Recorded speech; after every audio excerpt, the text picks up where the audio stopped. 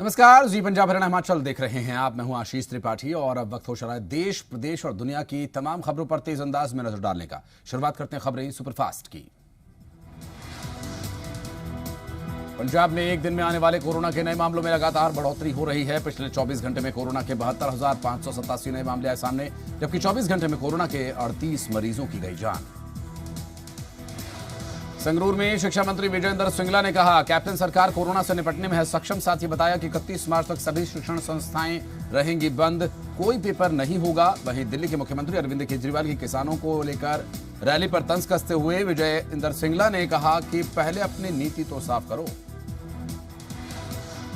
Corona positive हो चुके किसान यूनियन उग्राहां के पंजाब प्रधान जोगिंदर सिंह उग्राहां 17 मार्च को बठिंडा के एक निजी अस्पताल में अपना चेकअप कराने के लिए गए थे और बुखार और सांस लेने में परेशानी के चलते उन्होंने टेस्ट कराया तो रिपोर्ट पॉजिटिव आई। श्री अनंतपुर साहिब में डीसी ने होला मोहल्ला की तैयारियों को लेकर बैठक की। बैठक में निहंग सिंह जत्थेबंदियों, डेरा प्रबंधकों और तख्त श्री केसगढ़ साहिब के मैनेजर शामिल हुए। बैठक में सिख जत्थेबंदियों ने मास्क पहनने और सैनिटाइजर का इस्तेमाल करने की अपील की। लुधियाना के जलंधर बाईपास स्थित एक निजी होटल में होटल एंड रेस्टोरेंट एसोसिएशन की बैठक हुई, जिसमें पंजाब सरकार द्वारा कोविड-19 के नए दिशा निर्देशों पर चर्चा की गई। कई अहम मुद्दों पर बातचीत की गई और कहा कि सरकार द्वारा दिया गया फैसला सही नहीं है, जिससे उनका काफी नुकसान हो रहा है और उनकी सभी बुकिंग्स और प्रोग्राम्स रद्द हो गए, जिससे 90% घाटा हो रहा है। पंजाब में 31 मार्च तक स्कूल्स बंद करने के फैसले का सरहिंद में नासा कोर कमेटी ने विरोध किया। सरहिंद में नासा कोर कमेटी की बैठक में निजी स्कूल्स को आ रही समस्याओं पर चर्चा की गई। नासा कोर कमेटी के मुताबिक मंदी की मार झेल रहे प्राइवेट स्कूल्स में बच्चों की गिनती कम हुई है, जिसमें सरकार के साथ काम अभिभावकों का भी सहयोग नहीं मिल रहा और इसका आरोप लगाते हुए मीटिंग में इसके खिलाफ आवाज उठाई गई। कोरोना वैक्सीनेशन ड्राइव को लेकर केंद्रीय राज्य मंत्री कृष्णपाल गुर्जर ने लोकसभा के 6 केंद्रों का दौरा किया और इस दौरान फरीदाबाद के सेक्टर 3 के फर्स्ट रेफरल यूनिट पर पहुंचे कृष्णपाल गुर्जर ने कहा कि कोरोना काल में मोदी सरकार ने बेहतर काम किया। कोरोना से सुरक्षा के मद्देनजर सिरसा के एसडीएम ने राजकीय महिला कॉलेज का औचक निरीक्षण किया। एसडीएम ने छात्राओं को मास्क पहनने को लेकर जागरूक किया। कोरोना गाइडलाइंस को सुनिश्चित करने के लिए जिला उपायुक्त ने कमेटीज का भी गठन किया। बुजुर्गों और बीमार लोगों को टीकाकरण के लिए प्रेरित किया जा रहा है। हिमाचल प्रदेश में कोरोना के बढ़ते मामलों को लेकर जयराम ठाकुर अलर्ट पर। मुख्यमंत्री जयराम ठाकुर ने शनिवार को जिलाधिकारियों और पुलिस अधीक्षकों के साथ मीटिंग की। मीटिंग के बाद सीएम जयराम ने कहा कि सूबे में स्कूल बंद करने पर 25 मार्च के बाद फैसला लिया जाएगा।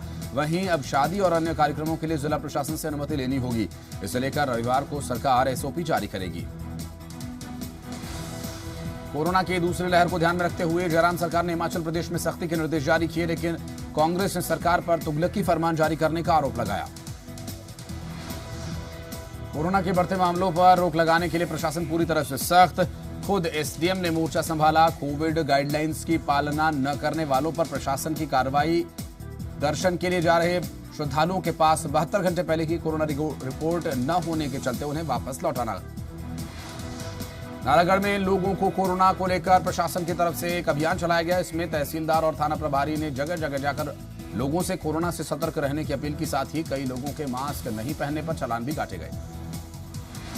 आम आदमी पार्टी की मोगा में होने वाली रैली से पहले फिरोजपुर के जिला प्रधान भूपिंदर कौर कोरोना पॉजिटिव।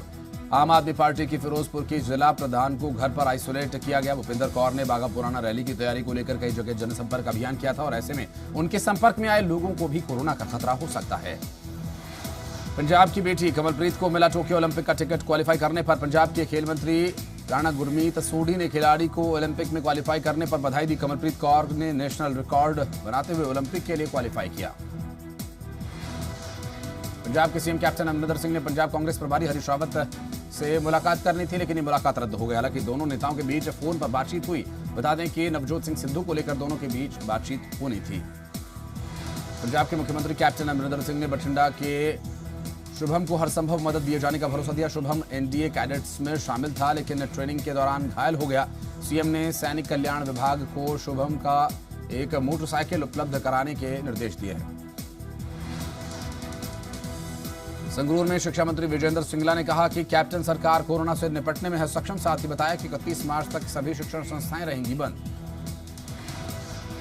पंजाब के वन मंत्री साधु सिंह धर्मसोत अंतर्राष्ट्रीय वन दिवस के मौके पर लोगों से अपील करते हुए कह रहे हैं कि पंजाब के पर्यावरण को फिर से हरा भरा बनाने के लिए, मानस जीवन के लिए, स्वास्थ्य वातावरण यकीनी बनाने के लिए वनों को बचाना इस समय जरूरी है। चंडीगढ़ बीजेपी मुख्यालय में पंजाब बीजेपी कोर ग्रुप की बैठक हुई। पंजाब बीजेपी के अध्यक्ष अश्विनी शर्मा की अध्यक्षता में हुई बैठक में आगामी विधानसभा चुनाव में प्रदेश में बढ़ते कोरोना संक्रमण, निकाय चुनावों के दौरान गुंडागर्दी समेत कई मुद्दों पर चर्चा हुई। शिरोमणि अकाली दल ने आम आदमी पार्टी पर डीएसजीएमसी चुनाव से अकाली दल को बाहर रखने की साजिश का आरोप लगाया।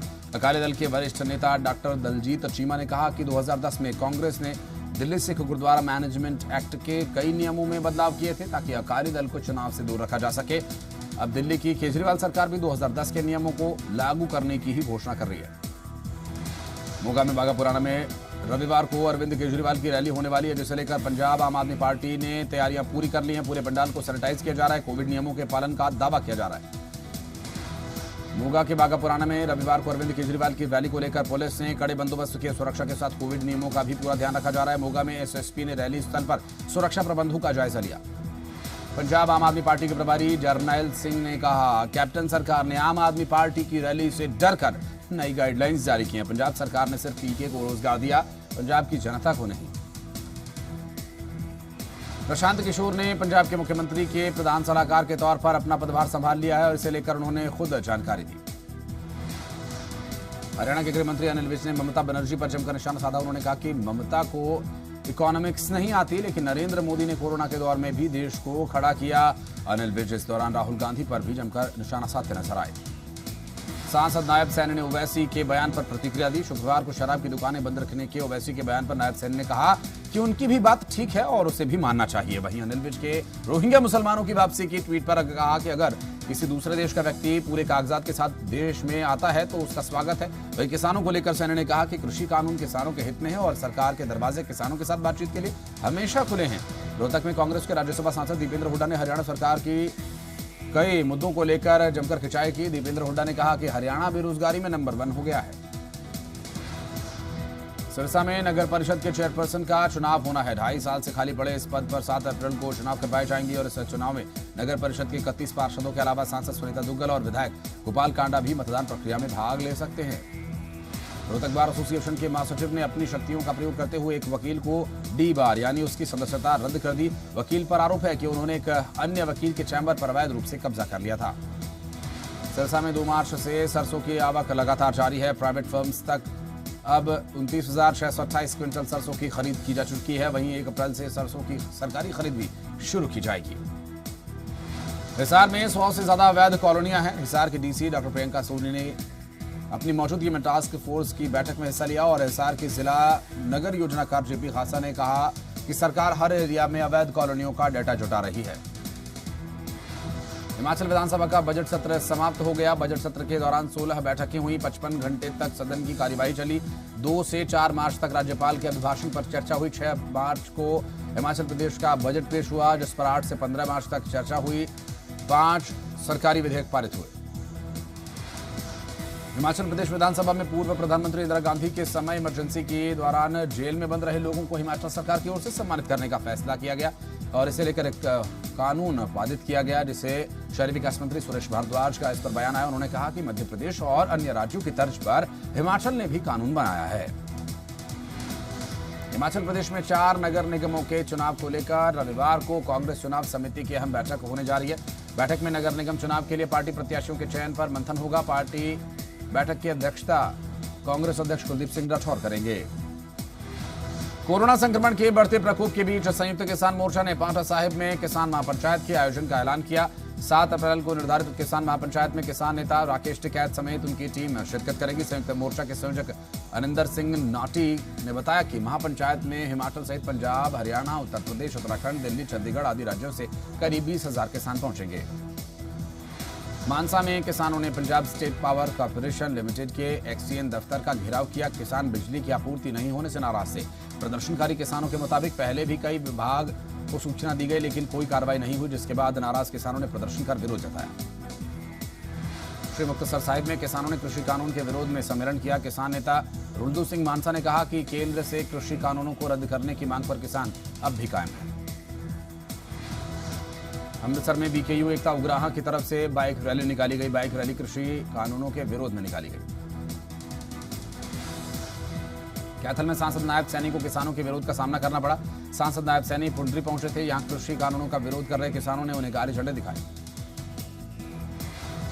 हिमाचल प्रदेश के ऊना में युवाओं ने धर्मशाला चंडीगढ़ हाईवे पर जाम लगाकर विरोध जताया। युवाओं ने सेना की भर्ती के लिए कम समय देने को लेकर प्रदर्शन किया।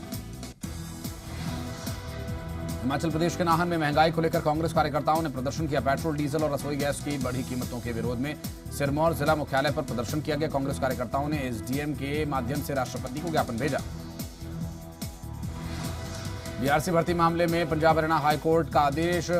हाईकोर्ट का जलापूर्ति विभाग को भर्ती पूरी करने का आदेश। अस्थायी रूप से कार्यरत बीआरसी की याचिका पर सुनवाई। मोगा में 2 बहनों की हत्या के मामले में आरोपी के पिता की गिरफ्तारी के बाद लड़कियों का अंतिम संस्कार किया गया। शमशान घाट पहुंचे स्थानीय विधायक का ग्रामीणों ने विरोध किया। फिरोजपुर सीआईए स्टाफ की पुलिस ने 2 करोड़ से ज्यादा की कीमत के 440 ग्राम हेरोइन के साथ 2 नशा तस्करों को गिरफ्तार किया। नशे की खेप फेसिंग के उस पार खेत में दबाकर रखी गई थी और एक मोबाइल फोन और 2 सिम कार्ड्स भी मिले हैं, जिनकी पुलिस जांच कर रही है।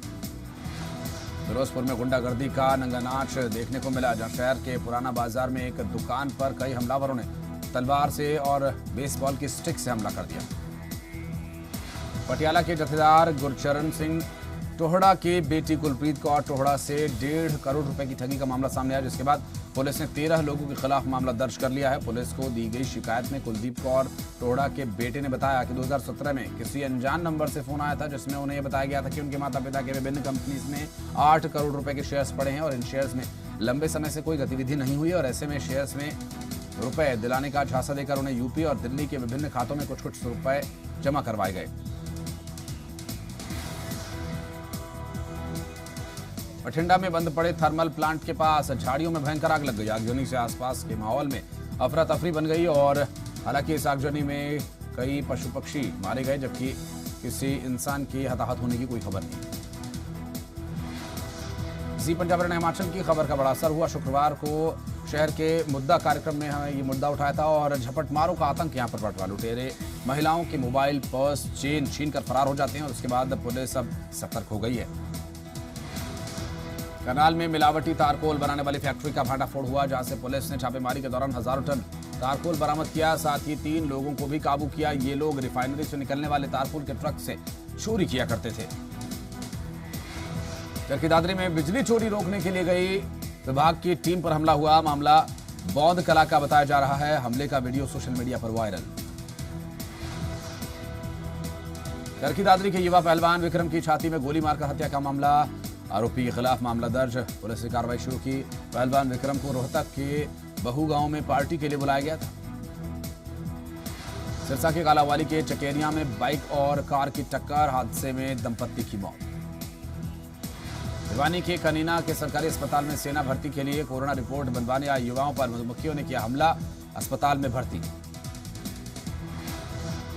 नूरपुर के 4 लेन 154 के विस्तार से कांडवाल के सिहुनी तक के लोग प्रभावित होंगे। पीड़ितों के हितों की खातिर हिमाचल हाई कोर्ट में याचिका दाखिल की गई। चंबा के सालवा में 3 दिन पहले कार समेत लापता पिता पुत्र का शव गहरी खाई से मिला। घटनास्थल पर कार भी मिली। मृतक शख्स के पिता ने बेटी और पोते के लापता होने की शिकायत दर्ज कराई थी। कुल्लू के औट लहरी में कार दुर्घटनाग्रस्त हो गई। हादसा भियागी के पास नेशनल हाईवे 305 पर हुआ।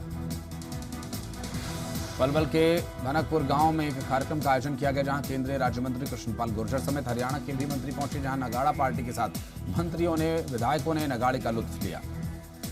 सोनीपत में 16वें प्रदीप हुड्डा मेमोरियल क्रीड़ा भारतीय हॉकी टूर्नामेंट का आगाज हुआ। इस टूर्नामेंट में 8 जिलों की टीम हिस्सा ले रही है और इस प्रतियोगिता में अपने पहले ही मैच में सोनीपत ने कैथल को 2-0 से हराया। जालंधर में महिलाओं को आत्मनिर्भर बनाने के मकसद से कार रैली निकाली गई और कार रैली जालंधर से शुरू होकर सुल्तानपुर लोधी में खत्म हुई।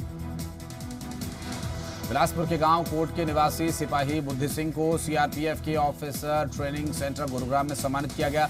2 अलग-अलग ऑपरेशंस में 5 आतंकवादियों को खत्म कर वीरता और अदम्य साहस दिखाने वाले पुलिस कर्मचारी को 2 पुलिस मेडल से नवाजा गया। लाहौल स्पीति में मोबाइल के कैमरे में कैद हुआ लाइव एवलॉन्च। खंगसर के गांव के सामने वाले पहाड़ पर हुआ हिमस्खलन।